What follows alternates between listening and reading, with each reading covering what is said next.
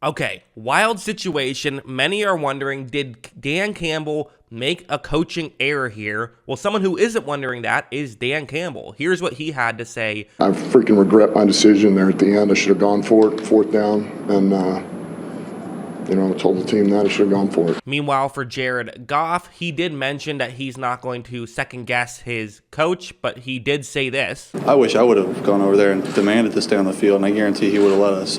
So what exactly is the situation? Well, it's this. So it's a 54-yard field goal attempt at a 4th and 4. You're at your opponent's 36-yard line right here. So you have the three options. You can punt here, you can kick the field goal, or you can go for it. All three options are in play. Dan Campbell elects to kick the field goal here. What do analytics say? Well, analytics do actually say a field goal attempt is better off than a punt, which I wasn't sure which would be the case here, because typically it'd be obvious the field goal attempt would be a better win percentage, but, given the actual situation with 1 minute and 14 seconds left, that's where, it gets a little bit tricky. But there is, you lose 5 percentage points when it comes to win expectancy by kicking the field goal as opposed to going for it, which is definitely significant. Just if you're interested in the math behind it, it's because, you on average have about a 51% success rate on going for it on these situations, whereas the field goal attempt is about 65%. So it's only a marginal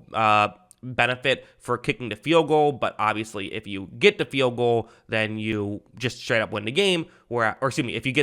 If you go for it and get it, you straight up win the game. If you go for the field goal and get it, you don't straight up win the game. However, as you see, it's going to be a missed field goal, which means that they eventually were not able to get the win right there. We then saw the Vikings be able to march down the field. They scored a touchdown.